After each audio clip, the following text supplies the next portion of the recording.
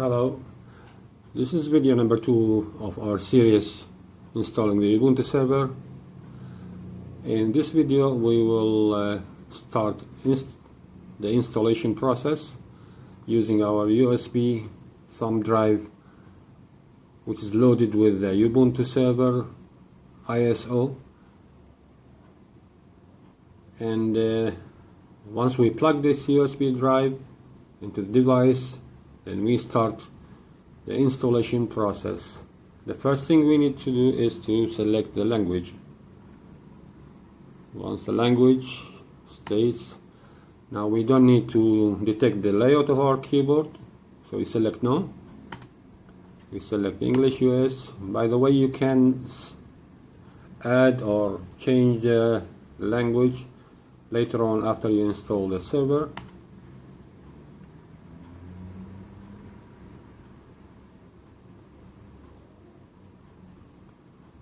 Now here the installation process just started.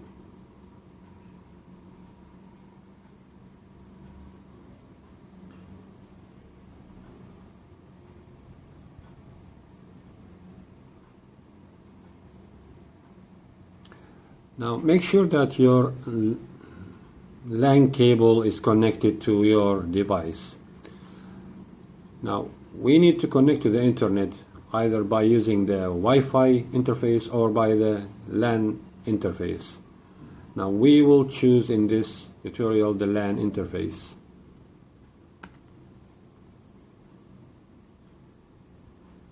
Now setting up the networking.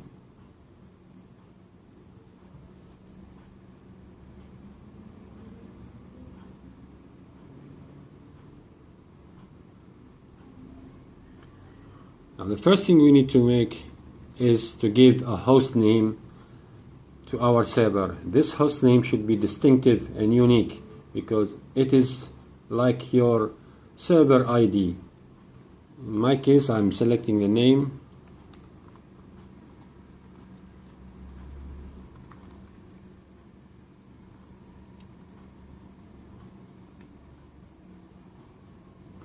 The next thing is your real name, which you can enter whatever you like. Then you need to set up a username. Now each server has whether one user account or multiple users.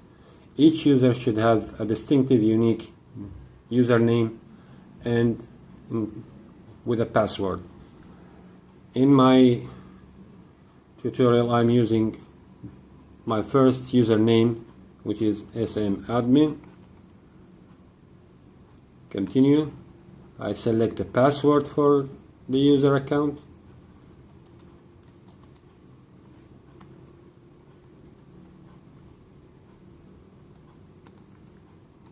I confirm the password again.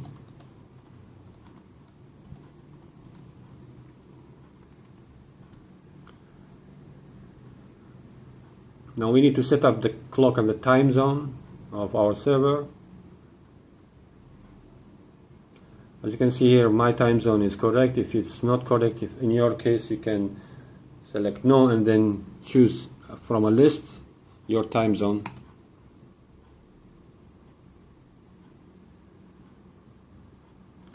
Now here we need to unmount the previous partition and we mount a new one. Now here this point needs your attention.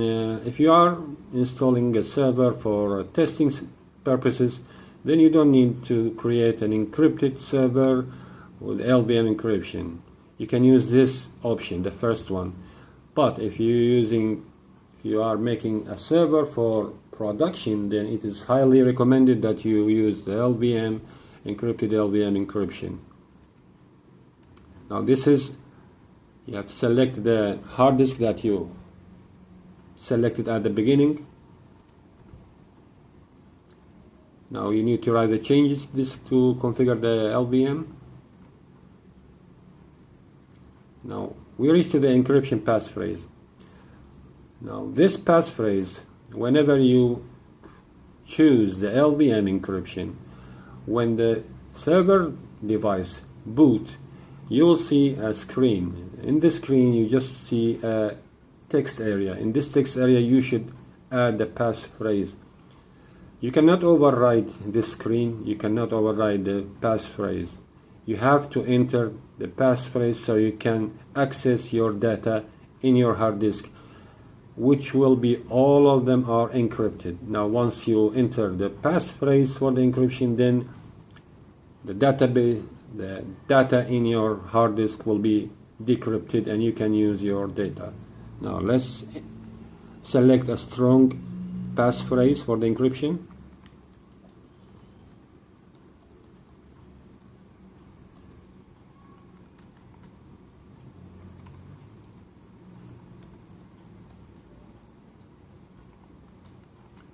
Once you have selected your passphrase, then the setup process will be on the entire capacity of the hard disk. Continue. Now you need to write the changes to the disk for the LVM again. Now starting the partitioning formatting, and then installation process will start now. Now the setup, this stage finished. Now we need to enter the HTTP proxy if we are using one, otherwise we skip this. Continue.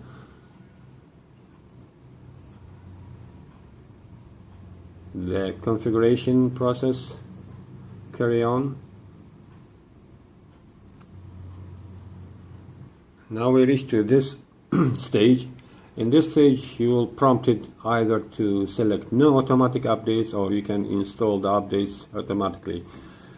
In my case I'm choosing, it's up to you to choose whichever suitable for you. In my case I'm choosing no automatic updates, and I will download the updates manually. Now here in this screen we see a list of basic programs that we can install with the Ubuntu server. I'm selecting only one, which is the OpenSSH server, which I will need later on for my work.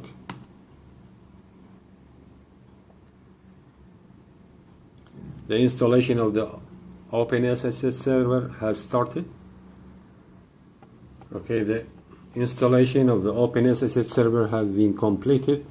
Now we move to installing the Grub bootloader. The Grub bootloader is responsible for selecting the operating system when you boot your device.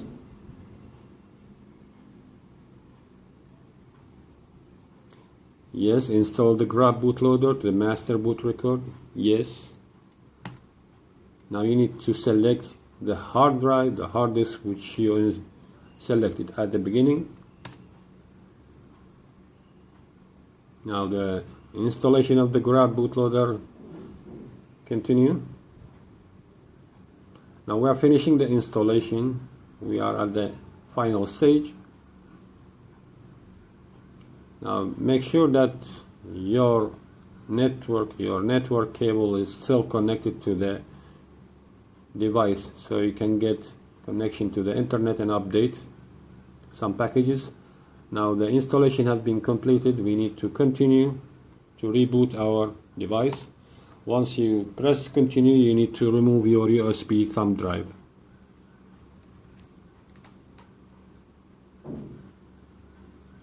Now here's the booting of our server device, which with the basic installation. As you can see here, you are prompted to enter a password. This is not the user account password. This is the passphrase, the master passphrase for decrypting your device.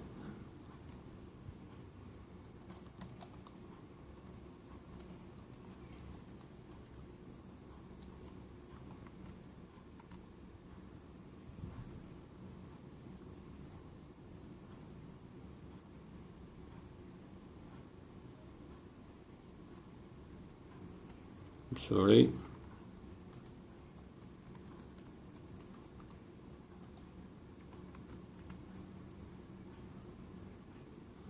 Okay, now the device is decrypting.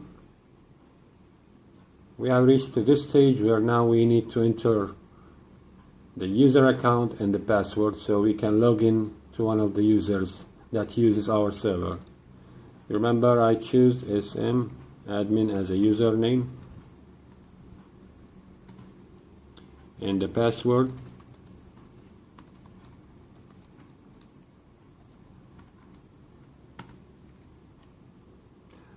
Okay, now we are inside our server through one of our users that use the server. The first thing we need to do is to change the boot master, the master boot password. It's a very important issue because anyone who knows your boot password might enter to your entire system of the server and can do anything and everything, and this might be an extremely dangerous situation. So you need to change your boot's password, make it a very strong one, and you keep it for yourself or for those people who you are in trust. Sudo password root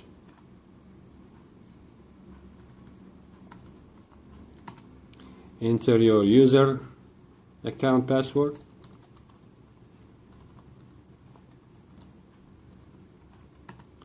Change the root password, select a strong one.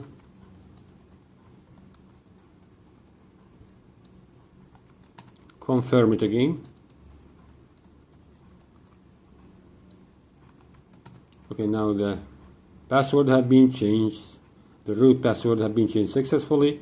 Now you need to do sudo apt get update to change to update your server packages.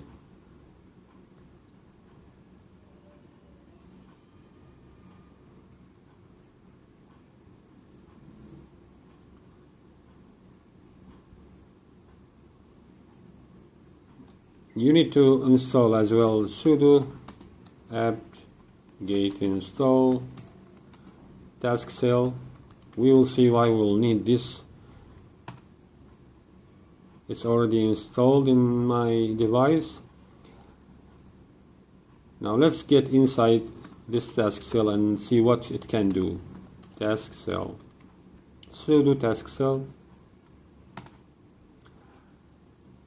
It will show you a screen with a list of programs. This time the list of the programs is more extended and have many of the useful programs that you can use with your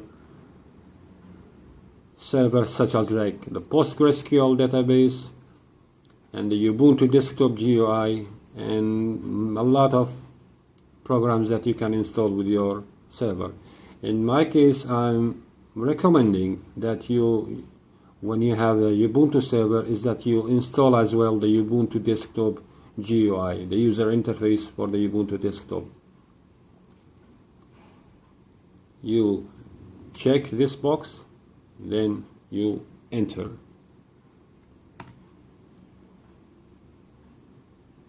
Shortly you will see the installation process will start to install the Ubuntu desktop user interface.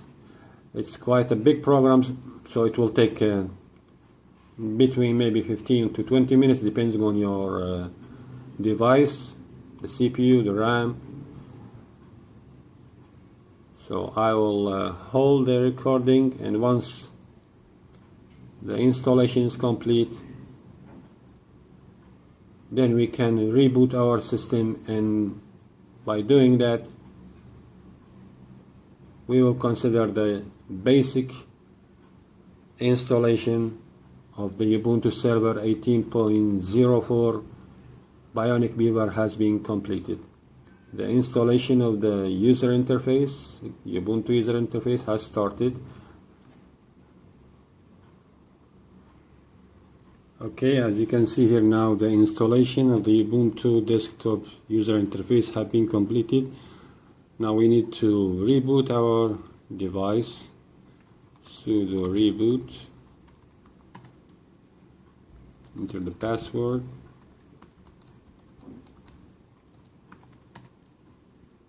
Now our device is rebooting.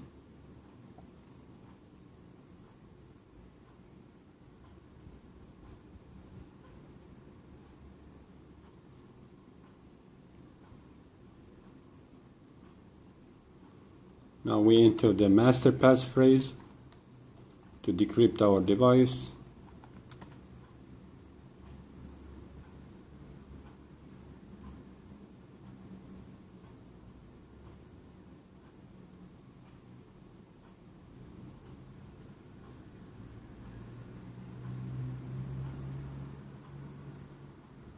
As you can see here, now we have the GUI have been installed. The Ubuntu user interface have been installed in our server, which will help us a lot. Now, one more step we need to do is that we need to update and upgrade all the packages of our server, and it's, as you know, it's sudo apt-get update and sudo apt-get upgrade. Enter the password, the user password.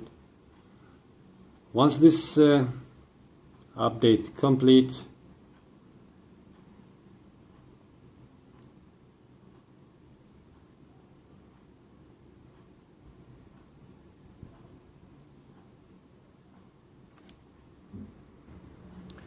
as you can see here now, the update and upgrading of the packages of the Ubuntu server have been completed, and now we are having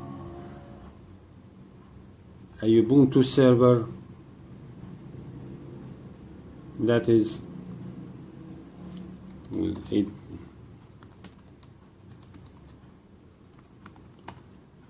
Now our Ubuntu server 18 Bionic Beaver